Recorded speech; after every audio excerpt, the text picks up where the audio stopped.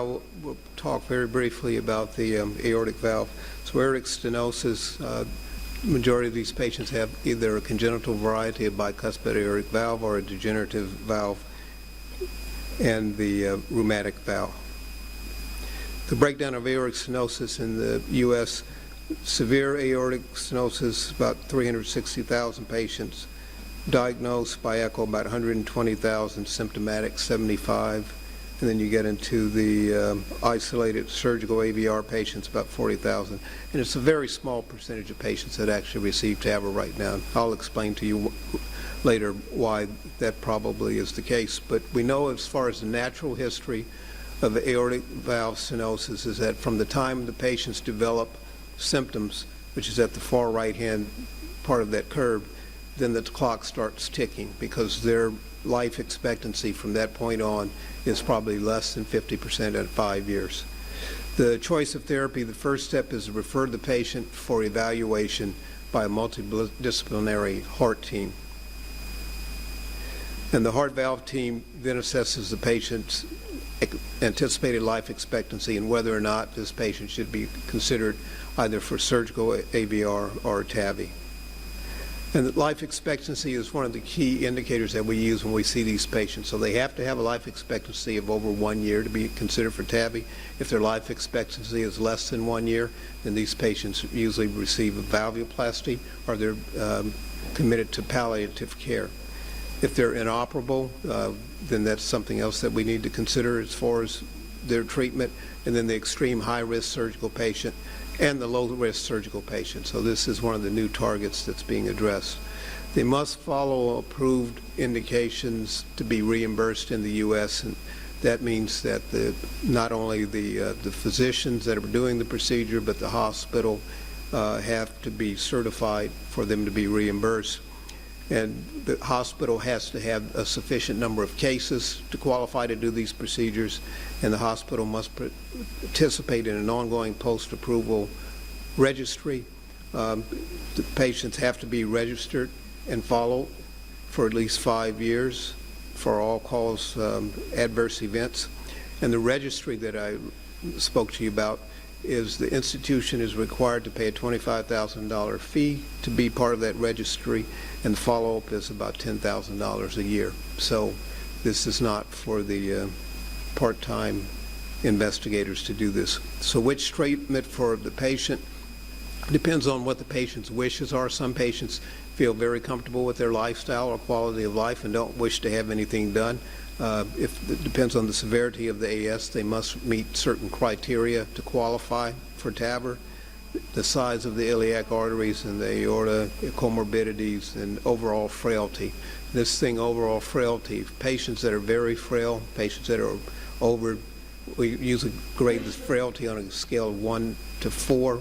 Patients that are 3 out of 4 or 4 out of 4 are not candidates for TAVR. They survive the procedure, they die before they leave the hospital. And so AS, the patients fall into 6 categories. Pretty much you can assume that from the indications that I talked to you about before. And that's it's patients that go from the low risk to the patients that are palliative care or futile to attempt any procedures. This is the most recent evaluation and recommendation that's been published, and you can see that this, I think, very succinctly sort of categorizes patients and what the indications for intervention. Overview of the valves that are available. So in the U.S., we have the FDA, so we do have some valves that are approved commercially, and we have valves that are still undergoing investigation or clinical investigation. So we have CTA criteria. All the patients get a CTA, and we look at all of the anatomy from the aortic arch all the way down to the iliacs. And based on the results of those measurements and the amount of calcification that we see, we can decide what valve is best for which patient.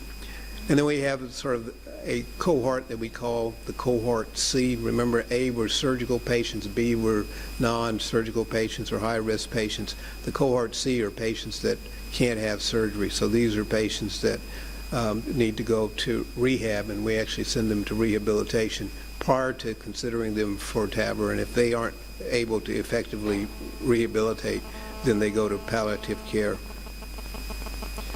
The inoperable patients, so STS score gives you an idea of a patient's operability, but there are a lot of factors that play into whether a patient is a candidate for TAVR or not, including whether they've had prior surgeries, do they have a porcelain aorta, all the things that aren't included in the STS score, but certainly impact on the survival or mortality when you do this procedure. So a patient can be inoperable and have a low STS score, and that bespeaks the need for having a multidisciplinary team where the surgeon is able to weigh in on whether he thinks this is a patient that's an operable candidate or not. Two surgeons have to agree. So the FDA requires that there has to be documentation in the medical record that two surgeons actually agree on what the status of the patient is. And then the 5 most common reasons for patients not being considered, or the frailty that I talked to you before, the lima stuck to the sternum, the porcelain aorta, severe COPD, and morbid obesity. This is just sort of a representation to show you one of the typical evaluations that we do for any individual patient. It lists their age, some comorbidities, scores, measurements. It has the picture of the patient, results of the right heart cath. Coronary angiography is performed on every patient. The echo is performed, and all the measurements are recorded. A CT of the chest, and also a CT of the aorta and the iliacs with measurements at all the areas in both the, sort of from the femorals all the way up to the common femoral and into the aorta and the aortic arch. And we're looking specifically for diameter, and we're also looking at the degree of calcification.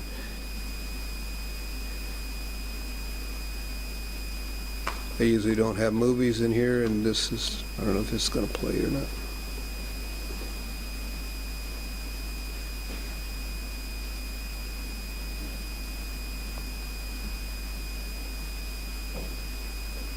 All right, so forget it. That was a movie just to show you a transapical case. So through the sort of the apex of the heart, this is for patients that don't have vascular access below. The valve can be placed in a antegrade fashion. This is a representation or an illustration for a transcaval case. We're going through the IVC. You make a laser burn into the aorta, and then you put the catheter in directly into the aorta, avoiding the femoral and iliac vessels. This is for patients that have aortas that are too small. This is a transfemoral case in a patient who was inoperable.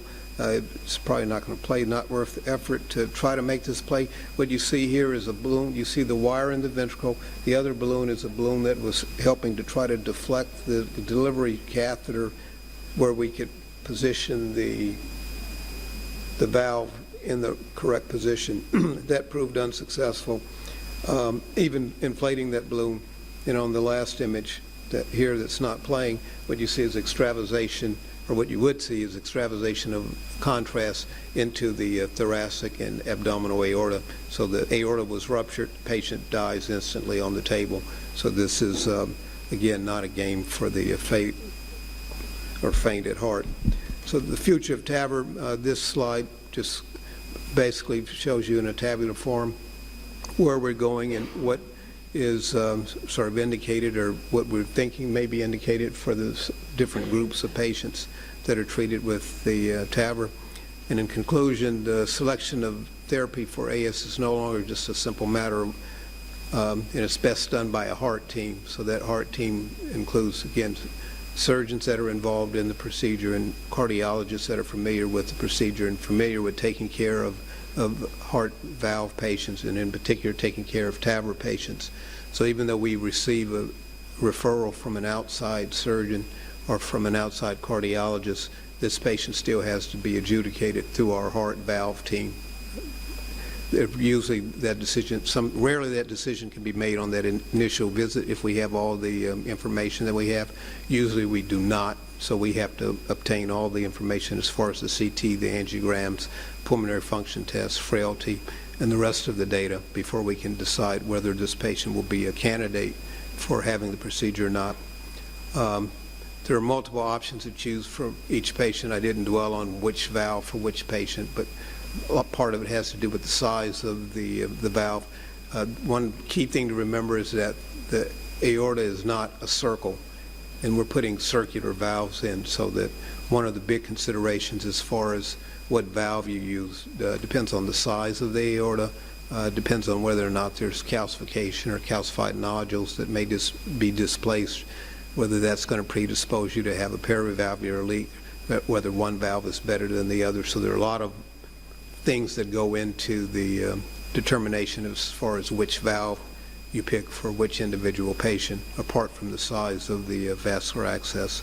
And the most common mistake made by cardiologists and internists in regards to these patients is you refer them too late. So there is a window from the time these patients become symptomatic that they need to be determined whether they will have a future treatment or not, because once you've gone past that opportunity, there's nothing that can be done for those patients. Thank you very much.